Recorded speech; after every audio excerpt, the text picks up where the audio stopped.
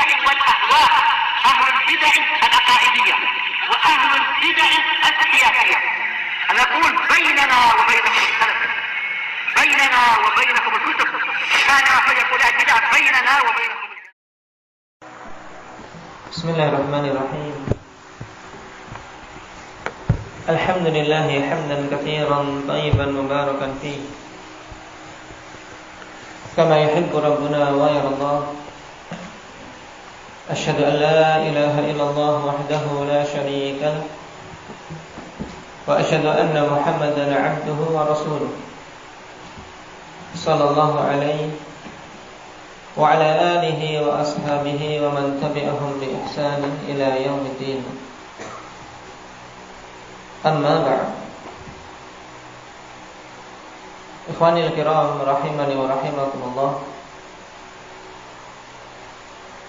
Telah kita belajar pada pertemuan yang lalu bahwasanya Allah Subhanahu wa taala tidaklah mengisahkan semua kisah-kisah hidup para nabinya. Akan tapi yang dikisahkan hanya sebagian kecil dari kisah-kisah tersebut, namun yang paling banyak faedahnya. Karena Allah Subhanahu wa taala pilih dari sekian kisah jalan hidup para rasulnya cuman beberapa rasul saja. Tentunya dikarenakan besarnya faedah untuk diceritakannya kisah tersebut kepada kita semua.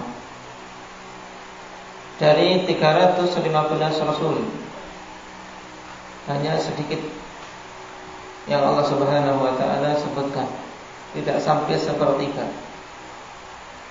Karena nama-nama nabi yang disebutkan dalam Al-Qur'an berapa jumlahnya? Indah ya Mujahid. Nama-nama nabi yang disebutkan oleh Allah Subhanahu wa taala dalam Al-Qur'an berapa? 25 nabi.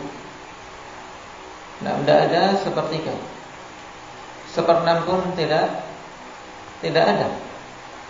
Nah, jadi sebagian kecil saja yang Allah Subhanahu wa taala kisahkan dalam Al-Qur'an. Nah, karena memang Allah pilih yang paling bermanfaat bagi kita semua, untuk kita mengambil pelajaran, mengambil hikmah dari apa yang Allah Subhanahu wa taala khabarkan tersebut.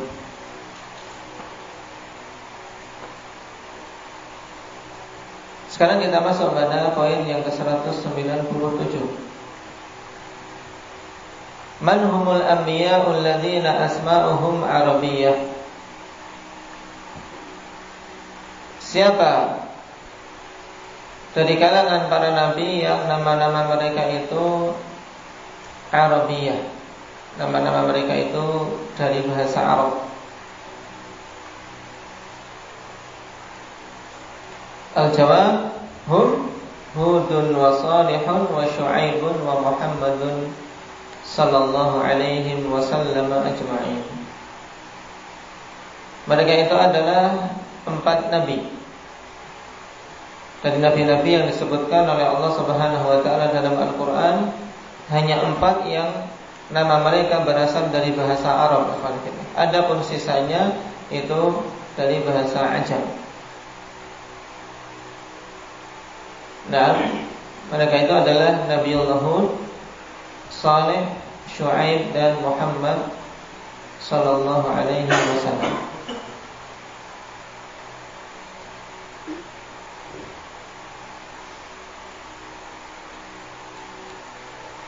Yang tentunya dari keempat para nabi ini yang paling utama adalah Nabi kita Muhammad sallallahu alaihi wasallam. Nabi Allah Hud diutus kepada siapa? Indak ya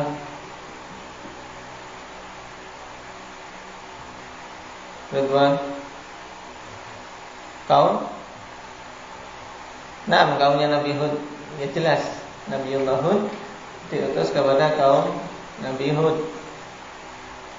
Siapa atau apa nama kaum tersebut?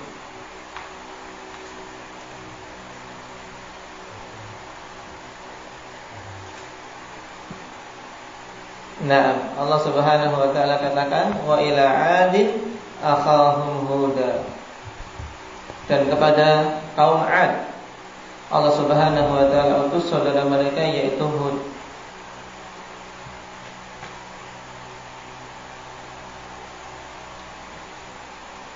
Dan banyak Allah Subhanahu wa taala kisahkan tentang bagaimana Nabi Allah Hud berdakwah kepada kaumnya. Nah, baik dalam surat Al-A'raf maupun Asy-Syu'ara.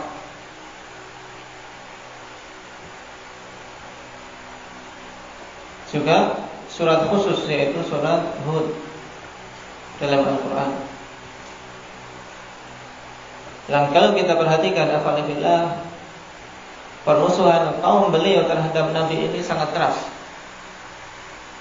Namun dalam keadaan demikian, di antara faedah besar dari kisah tersebut bagaimana seseorang dalam menghadapi musuh-musuh Allah Subhanahu wa taala harus memiliki ketawakalan yang tinggi. Harus memiliki ketawakalan yang tinggi. Perhatikan apa yang Allah Subhanahu wa taala katakan di surat yang ke-53, di ayat yang ke-53 dan seterusnya. Setelah Nabi Hud menasihati mereka alhamdulillah dengan nasihat yang akan mengantarkan kepada keselamatan, kalau mereka mau mengikutinya, yang dimulai dari ayat yang ke-50. Wa ila 'adin akhahum huda qala ya qaumi i'budullaha ma lakum min ilahin ghairuh in antum illa muftarun. Dan diutus kepada kaum 'Ad, saudara mereka Nabi Allah Hud. Dan beliau mengatakan, wahai kaumku, beribadahlah kalian kepada Allah. Tidak ada bagi kalian sesembahan kecuali Allah Subhanahu wa taala. In antum illa muftarun, dan tidaklah kalian itu kecuali orang-orang yang mengada-adakan. Dalam artian mengada-adakan perkara yang batil di dalam peribadatan. Seruan dari setiap rasul, setiap nabi yang diutus oleh Allah Subhanahu wa taala agar memurnikan ibadah. Kemudian beliau tegaskan bahwasanya dakwah beliau ini sama sekali tidak meminta imbalan. Ya qaumi la as'alukum 'alaihi ajra in ajriya illa 'ala Allah in ajriya illa 'ala alladhi fatarani afala ta'qilun. Wahai kaumku, aku tidaklah meminta dari kalian atas dakwahku ini gaji, tidak meminta upah, tidak meminta imbalan. In ajriya illa 'ala alladhi fatarani. Hanyalah upahku hanya aku minta kepada Zat yang telah menciptakan. Dalam artian aku hanya mengharapkan pahala dari Allah Subhanahu wa taala atas jerih payahku dalam mendakwai kalian menuju tauhid. Afala ta'qilun, maka tidakkah kalian itu berakal? Hal ini disebutkan tidak hanya oleh Nabi Hud saja, alhamdulillah, juga oleh Nabi Nuh, juga dalam kisah Yasin, bagaimana mereka yang diutus untuk menyampaikan al-haq kepada kaumnya. Menegaskan bahwasanya mereka sama sekali tidak meminta upah, tidak meminta imbalan. Karena memang manusia alhamdulillah terhadap perkara harta itu kikir. Sehingga terkadang bahkan ketika mereka diajak kepada kebenaran, diajak kepada kebaikan, dalam benak mereka paling ujung-ujungnya minta duit. Ujung-ujungnya seperti penjual jamu. Menawarkan ini dan itu, tapi ujung-ujungnya adalah untuk bisnis. Oleh karena itulah sejak awal para anbiya menutup dugaan ini, menutup pintu tersebut, Nah, agar mereka betul-betul yakin bahwasanya disampaikan adalah al-haq, bukan tendensi-tendensi duniawi. Bukan hanya sekedar ingin meraup harta dari manusia. Dan ini penting alhamdulillah untuk kita semua menjadikan tujuan utama pada setiap ucapan kita. Demikian pula langkah kita, ucapan-ucapan kita, dakwah kita adalah mengharapkan pahala yang diakhirkan kelak di sisinya, yaitu pahala di akhirat. Adapun sesuatu yang disegerakan afanifillah di dunia, ini tidak perlu kita menjadikan sebagai apa? Sebagai tujuan utama. Allah Subhanahu wa taala pasti akan memberikan rezeki di dunia, itu sudah pasti.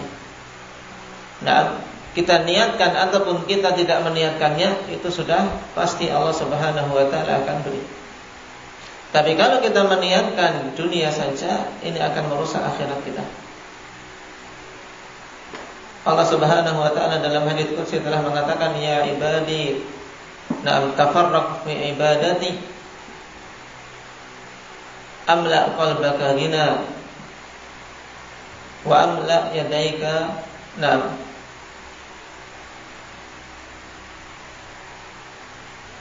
rizqa.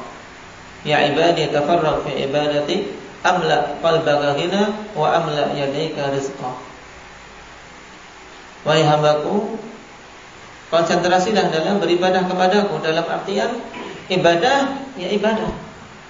Jangan campur ibadah kita ikhwanifillah dengan tujuan-tujuan dunia, karena itu hanya akan menjadikan kotor dan menjadikan tertolaknya ibadah. Tafarraq fi ibadati, jadi kosongkan diri kita tatkala kita sedang beribadah kepada Allah dari perkara-perkara lain. Maka apa kata Allah Subhanahu wa taala, amla qalbaka ghina, maka aku akan penuhi hatimu dengan kekayaan. Karena hakikat kekayaan adalah kekayaan hati. Wa amla yadaika rizqan, dan aku akan penuhi kedua tanganmu dengan rezeki. Ini janji Allah Subhanahu wa taala. Yang intinya ikhwanillah, jadikan perkara akhirat sebagai tujuan utama kita. Sebagai tujuan utama kita.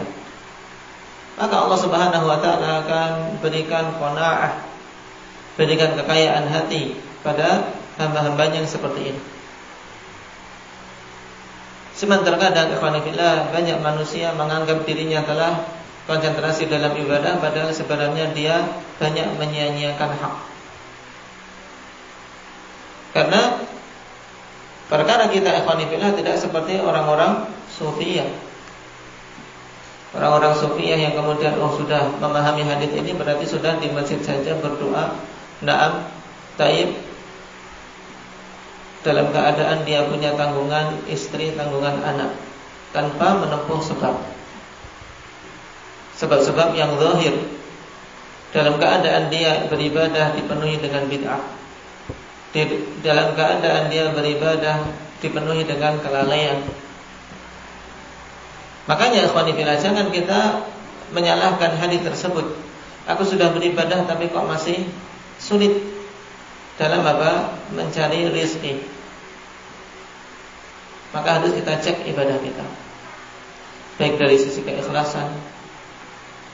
Nah, apakah kita ketika beribadah juga hanya mengharapkan itu saja? Ini juga keliru ikhwanifillah. Sudah saya konsentrasi ibadah, nanti semoga rezekinya lancar. Ini berarti dia tidak murni meniatkan akhirat. Karena seorang yang akan mencapai kondisi ini ikhwanifillah, tentunya dia orang yang telah menempuh sebab, ya tidak? Dia telah menempuh sebab rezeki, kemudian dia beribadah kepada Allah dengan penuh konsentrasi. Maka sebab-sebab rezeki yang dia tempuh itu akan Allah Subhanahu wa taala mudahkan. Bi'idznillah azza wa jalla.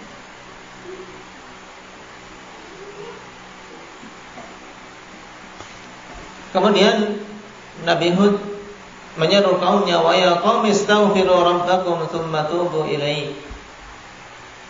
Wahai kaumku, beristighfarlah kalian kepada Rabb kalian, kemudian bertobatlah kepadanya.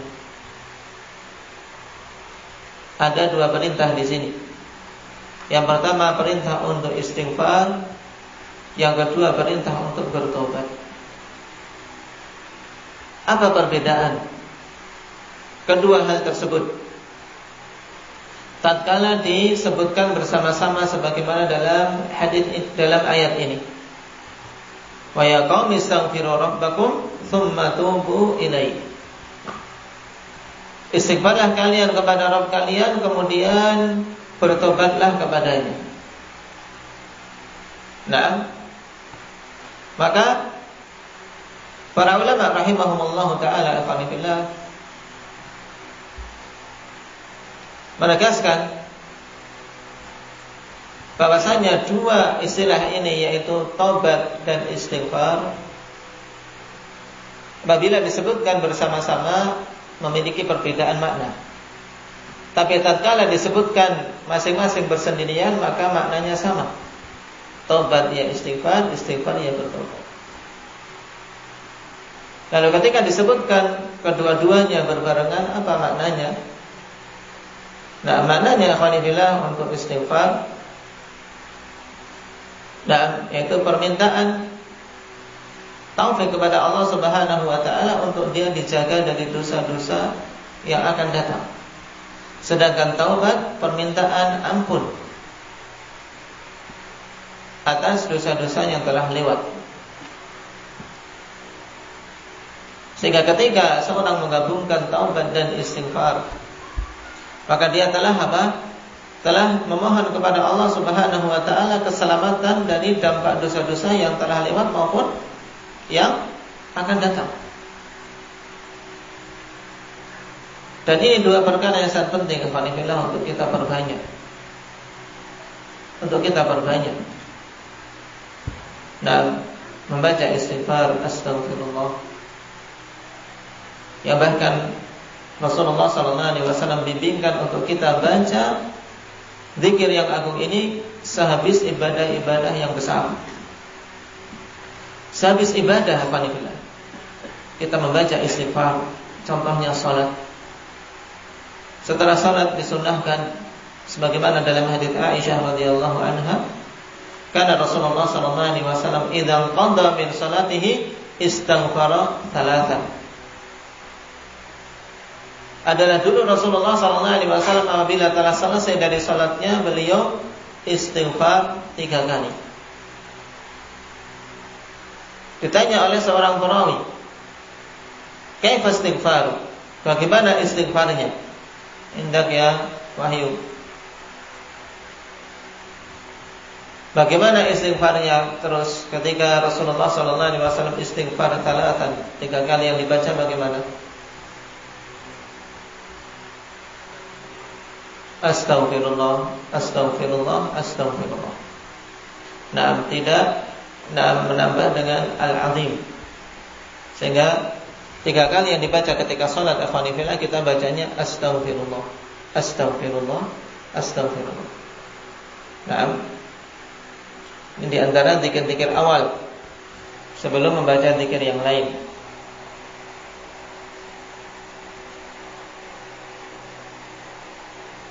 Dan Nabi sallallahu alaihi wasallam juga contohkan dalam kehidupan beliau dengan istighfar yang banyak.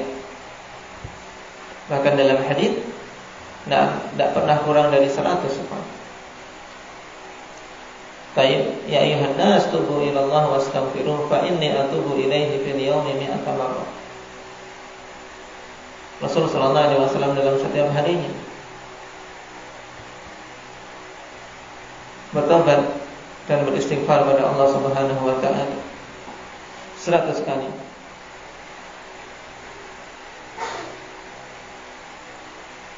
Dalam keadaan beliau telah diampuni dosa-dosanya yang telah lewat maupun yang akan datang.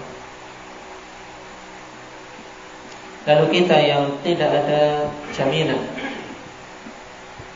tidak ada jaminan diampuni dosa-dosa, kemudian kita enggan untuk istighfar, maka ini musibah.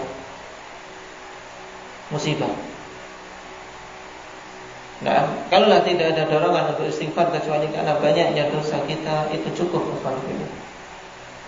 Karena kita harus mengakui kita ini banyak sekali kesalahan, kekeliruan. Apalagi di balik istighfar itu keutamaan yang sangat banyak. Keutamaan yang sangat banyak. Rasulullah SAW mengatakan, tuba liman wujida fi sahifatihi istighfaran katsiran. Sungguh beruntung bagi orang-orang yang didapati pada lembaran-lembaran catatan amalannya istighfar yang banyak. Sehingga selain sebab pengampunan dosa, ini juga sebab keberuntungan, juga sebab turunnya berbagai macam anugerah dari Allah Subhanahu wa taala sebagaimana disebutkan dalam ayat ini. Perhatikan perkataan Nabi Allah Hud yang Allah Subhanahu wa taala kisahkan di sini. Wa ya qaumi astaghfiru rabbakum tsumma tubu ilaihi yursilis samaa'a 'alaikum midrara wa yazidkum quwwatan ila quwwatikum wa la tatawallaw mujrimin. Wahai kaumku, istighfarlah kalian kepada Rabb kalian dan bertobatlah kepadanya, maka niscaya Allah Subhanahu wa taala akan mengirimkan hujan dari langit kepada kalian dengan hujan yang deras. Berarti istighfar dan taubat adalah sebab turunnya hujan. Nah, sebab turunnya hujan, sebab turunnya rahmat dari Allah Subhanahu wa taala. Karena memang di antara sebab dicegahnya hujan adalah dosa-dosa para hamba. Nah, tatkala mereka berbuat dosa, tatkala mereka berbuat curang dan kezaliman, muni al-qatar minas sama', ditahan tetesan-tetesan air dari langit. Sampai-sampai Rasul sallallahu alaihi wasallam katakan, walau lal bahaim lam tumtaru. Kalaulah bukan karena adanya binatang-binatang yang ada di muka bumi, sungguh manusia tidak akan dihujani. Karena banyaknya dosa-dosa mereka. Kemudian keutamaan yang kedua yang disebutkan dalam ayat ini, wa yazidkum quwwatan ila quwwatikum. Dan Allah Subhanahu wa taala akan menambah kepada kalian kekuatan di atas kekuatan kalian. Dalam artian akan semakin bertambah kuat. Maka ini faedah penting, di antara hikmah istighfar adalah untuk semakin menambah kekuatan seorang hamba, agar dia semakin kokoh, baik itu kekuatan yang sifatnya lahiriah maupun sifatnya batiniyah. Semakin Allah Subhanahu wa taala tambah kuat, maka siapa saja yang mendapati dirinya lemah, baik lemah fisik maupun lemah mental, maka banyak-banyak istighfar. Allah Subhanahu wa taala kisahkan di sini perkataan nabinya yang mulia, wa yazidkum quwwatan ila quwwatikum. Akan ditambahkan kekuatan sehingga semakin kuat. Dengan apa? Dengan memperbanyak istighfar. Dengan memperbanyak istighfar. Makanya di antara obat futur, obat kelemahan, obat seseorang ketika muncul rasa malas, obat ketika seseorang loyo dalam melakukan pekerjaan-pekerjaannya, perbanyak istighfar. Perbanyak istighfar. Maka yakin Allah Subhanahu wa taala akan memberikan kekuatan kepada dirinya. Wala tatawallaw mujrimin, dan jangan kalian berpaling sebagai orang-orang yang mujrim, orang-orang yang berbuat dosa, orang-orang yang melanggar aturan-aturan Allah Subhanahu wa taala. Ini dakwah Nabi Hud kepada kaumnya dengan kalimat-kalimat yang lembut ya Pak. Diarahkan setelah pengajaran tauhid, dibimbingkan dengan perkara yang sangat bermanfaat bagi keselamatan mereka, yaitu istighfar, untuk bisa selamat dari dampak dosa-dosa dan mendapatkan rahmat serta kekuatan. Karena memang alhamdulillah seorang dalam menjalani hidup, kalau tidak ada kekokohan dari Allah Subhanahu wa taala, tidak akan mungkin bisa istiqomah. Di antara jalan untuk kokoh, jalan untuk bisa istiqomah adalah istighfar. Tapi apa jawaban kaumnya? Qalu yahudu ma ji'tana bi bayyinatin wa ma nahnu bitariki alihatina an qaulik wa ma nahnu laka bimu'minin. Wahai Hud, engkau tidaklah datang kepada kami dengan bukti sedikit pun, tidak membawa bukti tentang kebenaran apa yang kau bawa. Dan kami tidaklah akan meninggalkan sesembahan-sesembahan kami hanya dikarenakan perkataanmu, dan kami tidaklah akan beriman kepadamu. Lihat jawaban dari kaumnya, penentangan yang dengan tegas mereka ucapkan, tidak akan berpaling dari menyembah berhala-berhala mereka. Bahkan mereka mengancam, in naqulu illa taraka ba'du alihatina bisu'. Dan kami hanya akan mengatakan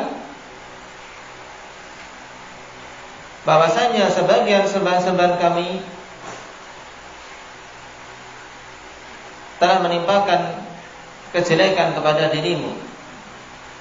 Inna qulu illa taraka ba'du alihatina bisu'. Jadi menganggap bahwasanya Nabi Hud telah gila disebabkan apa? Disebabkan oleh perbuatan berhala-berhala mereka.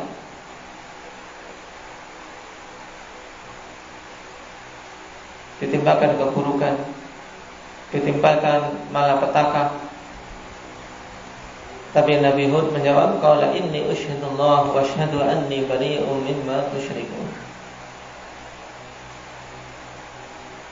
Sungguhnya aku bersaksi kepada Allah Subhanahu wa taala, dan persaksikanlah bahwasanya aku berlepas dari apa-apa yang kalian lakukan berupa kesyirikan.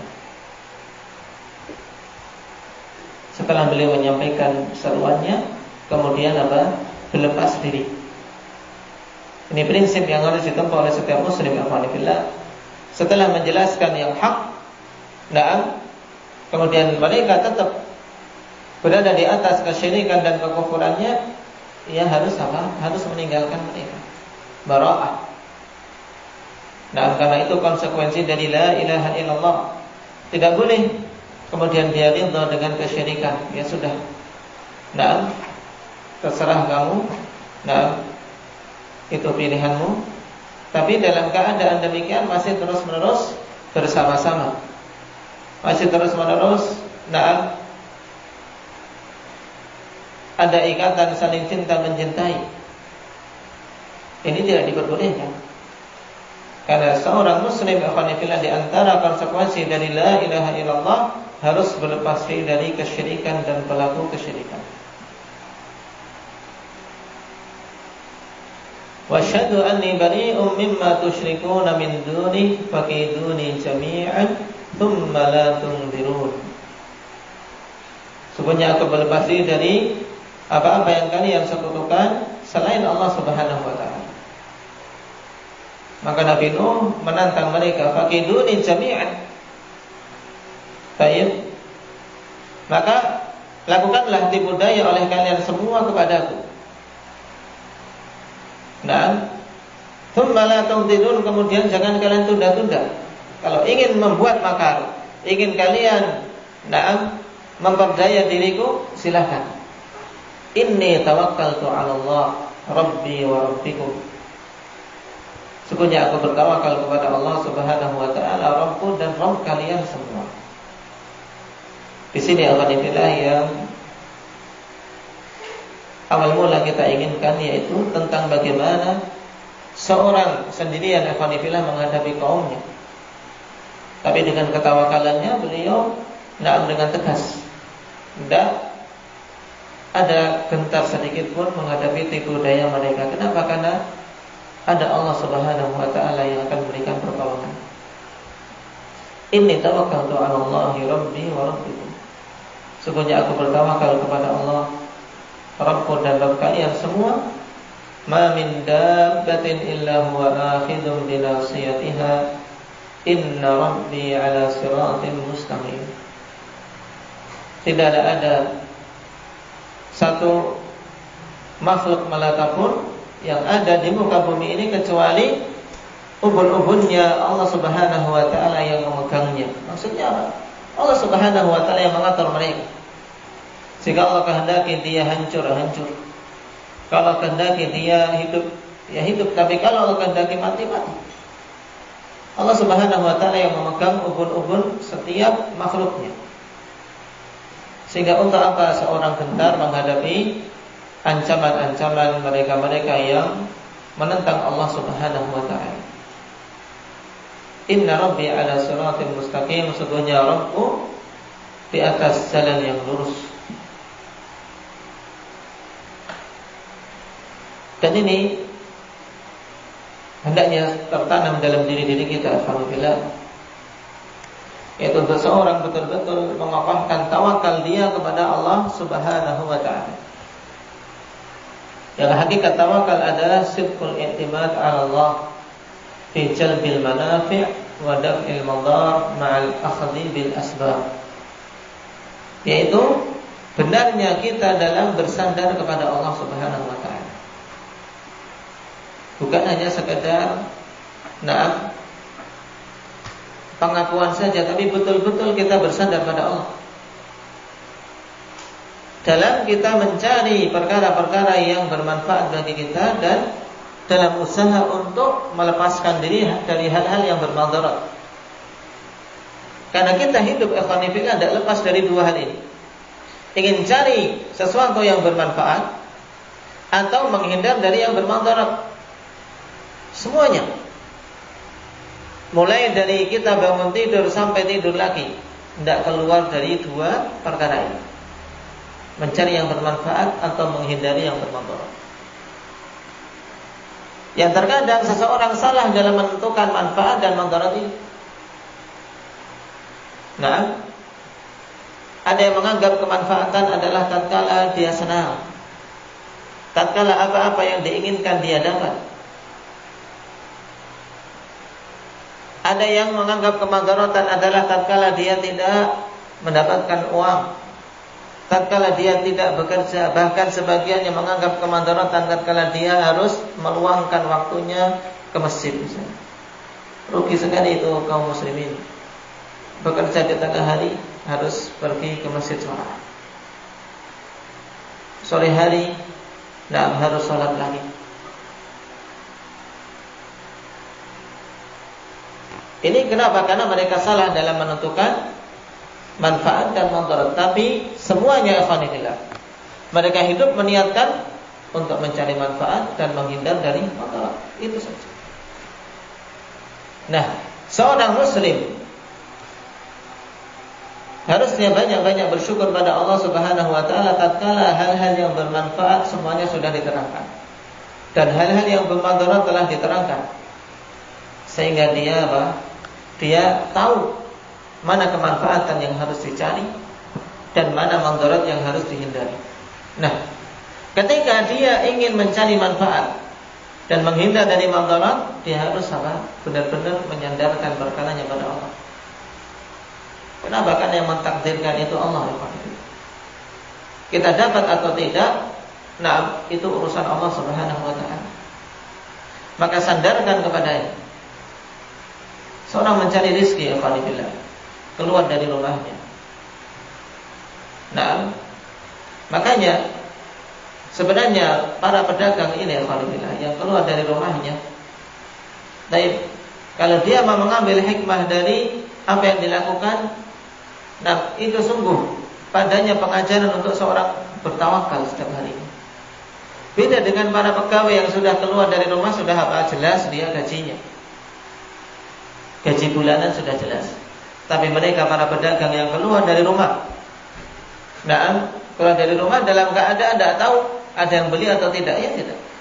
Maka sungguh di sini pengajaran tawakal harus terus-menerus dipupuk tawakal ini. Dia keluar dari rumah, sandarkan perkaranya pada Allah Subhanahu wa taala. Kemudian nanti pulang, yakin Allah Subhanahu wa taala memberikan bagian yang terbaik. Sehingga kalau seorang muslim mampu mengambil dari usaha dia ini, tawakal yang besar akan mendapatkan keimanan yang bagus. Sidqul i'timad 'ala Allah fi jalbil manafi' wa daf'il madar. Kemudian ma'al akhdhi bil asbab, disertai dengan apa? Dengan mengambil sebab-sebab yang syar'i. Jadi menyandarkan perkara pada Allah, juga menempuh sebabnya. Ini penting. Bukan kemudian keadaannya seperti orang-orang sufi, orang-orang ahli tasawuf, yang mereka sama sekali tidak memperhatikan sebab-sebab yang syar'i. Tapi tawakalnya ahli sunnati wal jamaah, dan itulah tawakal yang benar, yaitu dia menyandarkan perkara pada Allah, juga disertai dengan usaha yang zahir, usaha yang nampak.